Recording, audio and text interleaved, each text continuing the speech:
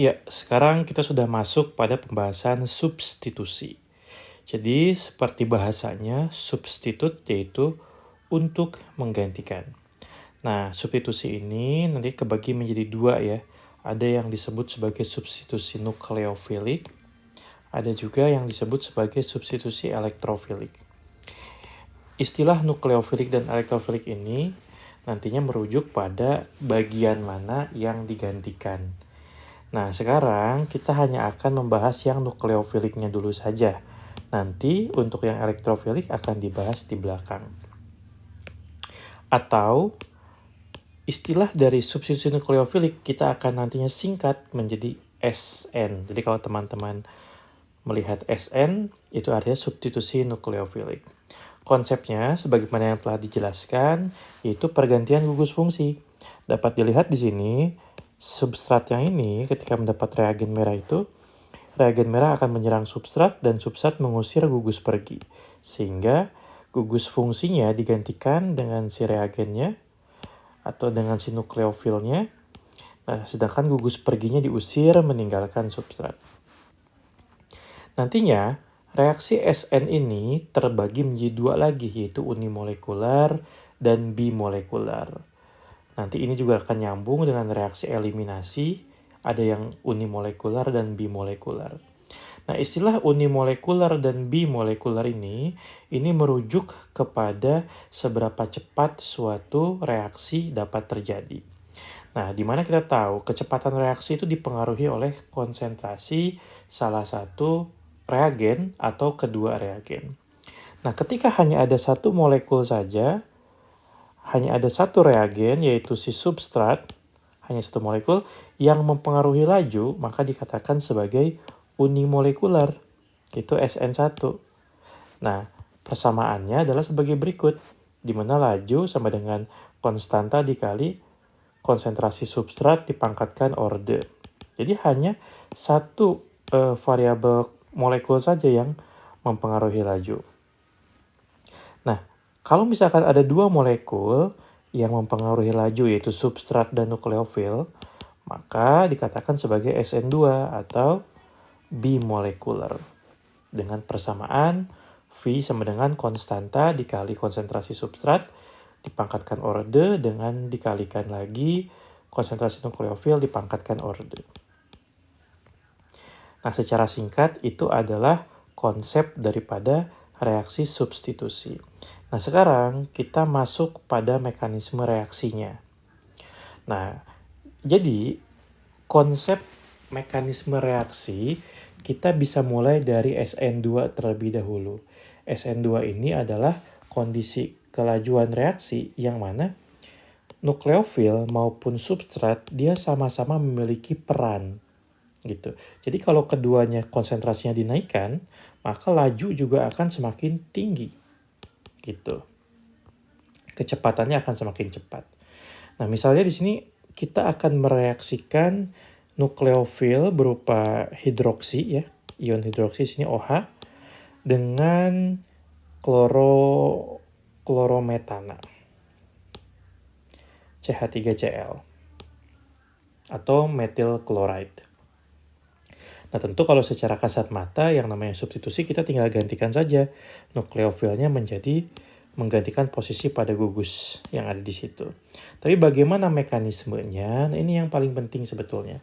Yaitu teman-teman harus mampu untuk menjelaskan mengapa itu dapat terjadi dengan cara menggambar mekanismenya. Nah, SN2 biasanya dia merupakan reaksi yang terjadi pada suatu substrat yang berukuran kecil. Sebagaimana yang telah dipelajari pada pembahasan sebelum-sebelumnya, jadi jika substrat itu kecil, maka memiliki ruang yang cukup besar untuk bisa diakses oleh si nukleofil. Di sini dapat teman-teman lihat, OH- yang bertindak sebagai nukleofil bisa langsung masuk lewat jalur belakang sini.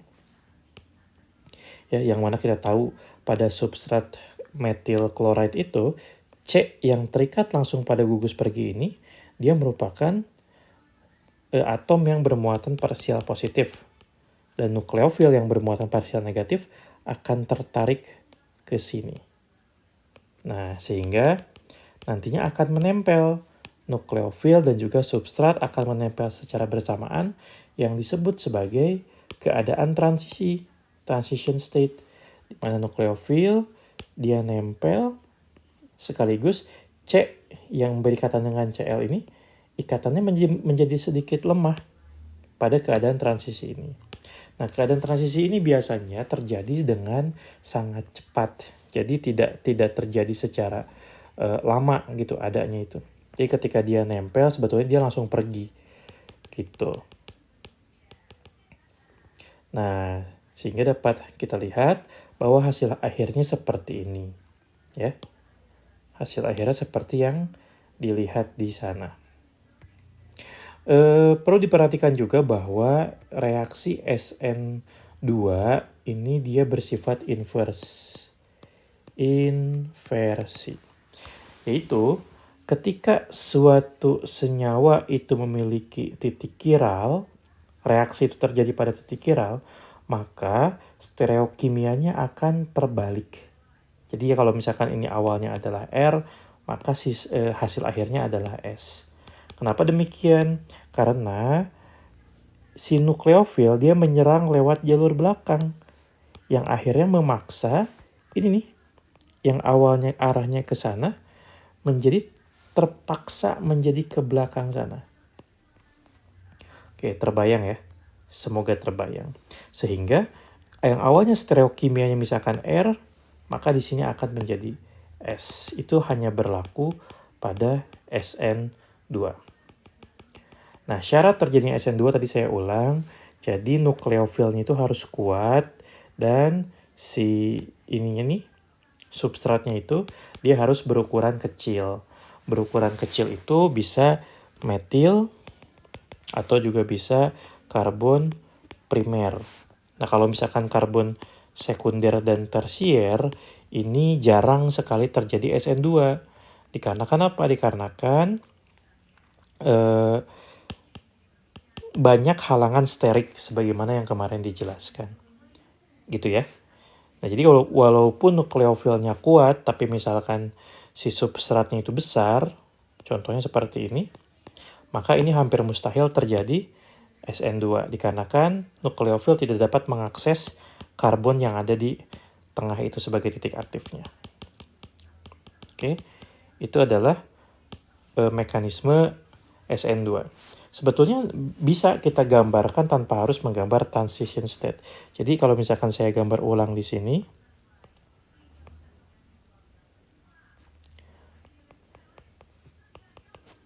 nah ini misalkan kita gambar ulang saja. Di sini ada OH- yang kemudian nantinya akan menyerang. Nah, ini kita gambarkan. Artinya apa? Artinya di sini akan terbentuk ikatan baru dan di sini ikatannya akan putus. Oke. Setelah seperti itu, kita langsung saja gambar hasil akhirnya. Yaitu ini kan ada OH. Nah, ini arahnya udah beda ke sana ya.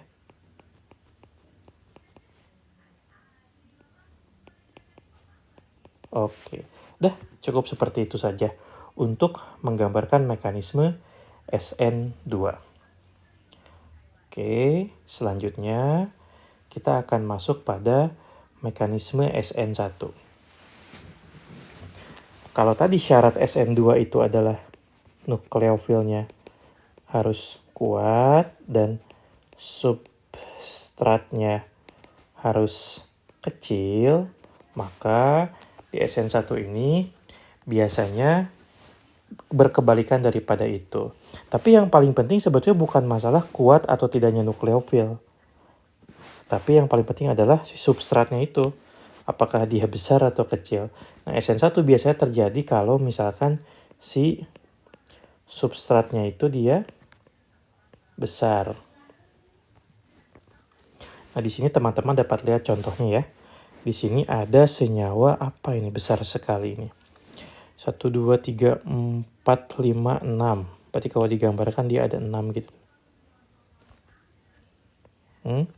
Di nomor 3-nya di sini dia ada BR Kemudian di sini ada, nah, CH3. Nah, senyawa seperti itu. Kemudian di sini contohnya dia menggunakan reagen air ya. Di sini air yang bertindak sebagai nukleofilnya. Nah, di situ air. Oke. Nah, di sini reaksinya adalah Br digantikan menjadi OH. Gitu. Atau gini deh, kalau misalkan pakai contoh yang ini mungkin dia akan sedikit rumit ya. Kita bikin contoh sendiri saja. Nanti kita masuk ke situ. Nah, SN1. Jadi SN1 ini dia terjadi ketika hanya satu faktor saja atau satu variabel molekul saja yang mempengaruhi laju reaksi. Contohnya misalnya kita pakai senyawa seperti tadi boleh lah. Tapi tidak usah terlalu besar. Misalnya seperti ini. Nah, ini ke depan. BR gitu ya. Nah, lalu di sini kita gunakan juga si OH- misalkan gitu. Sesama OH- saja. Mungkin supaya bisa menambah efek ininya kita besarkan lagi. Boleh lah berarti besar banget gitu ya molekulnya. Nah, molekul yang tadi pada akhirnya. Tapi kita ganti saja ini menggunakan OH. Supaya langsung terlihat gitu. Perbandingannya biar apple to apple. Jadi hanya membandingkan ini saja, substratnya saja. Dengan nukleofil yang sama. Nah, kalau misalkan SN1, itu dia OH tidak dapat langsung menyerang ke sini. Dia nggak bisa. Dikarenakan apa? Dikarenakan di sini terdapat awan-awan elektron yang sangat besar. Nih. Atau kemarin kita katakan itu sebagai halangan sterik. Nah, sehingga OH ini dia nggak bisa akses ke situ.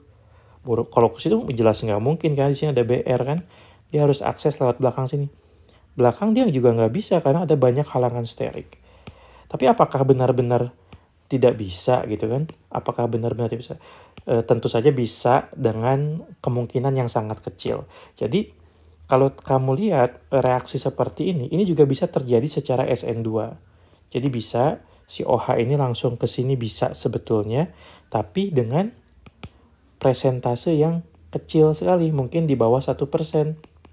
Gitu. Hampir mustahil ya. Tapi kan nggak ada yang mustahil sebetulnya. Nah, artinya kemungkinannya kecil sekali untuk terjadi SN2. Maka, ini akan mengalami mekanisme yang disebut sebagai mekanisme SN1.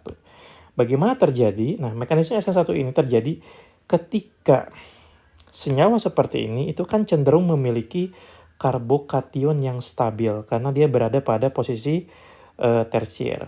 Maka nanti ada kalanya BR ini mungkin entah karena efek pelarut ataupun ada gaya interaksi lain. Pokoknya ada masanya di mana BR itu dia akan lepas dengan sendirinya dari substrat. Sehingga nanti menghasilkan apa? Menghasilkan karbokation. Nah, kita gambar lagi. Oke, ini lepas. Nah, di sini kan berarti sekarang sisa positif, ion positif.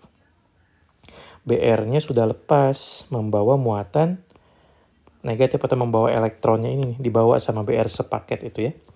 Nah, ketika si substrat itu sudah mencapai karbokation, sekarang OH itu bisa dengan mudah untuk mengakses ini. Dikarenakan dia memiliki daya tarik yang lebih kuat. Ingat kan kalau awalnya di sini parsial positif. Nah, kalau sekarang benar-benar menjadi positif. Ketika karbokation itu benar-benar menjadi positif, si karbon itu, maka OH bisa dengan mudah untuk ditarik ke sini. Nah, kita gambarkan panahnya. Kita bisa tulis seperti ini. Nah, selesai. Sehingga sekarang Langsung kita bisa gambarkan strukturnya itu seperti ini.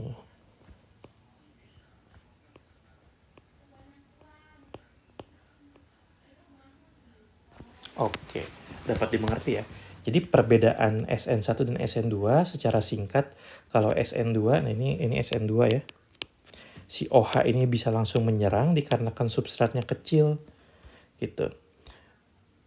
Nah kalau SN1 ini OH nggak bisa langsung menyerang, tapi harus menunggu gugus perginya biar pergi dulu.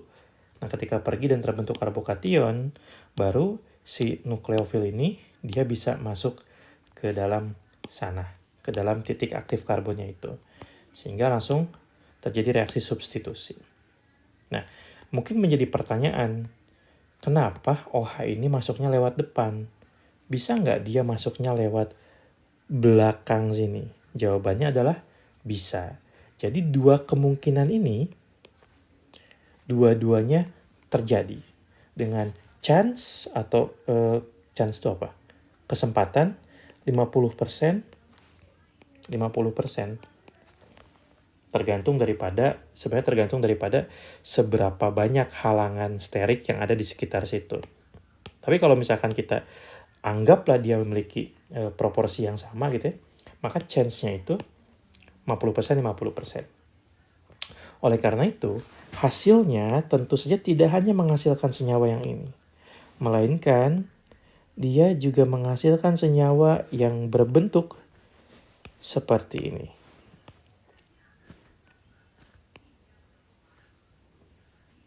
Nah,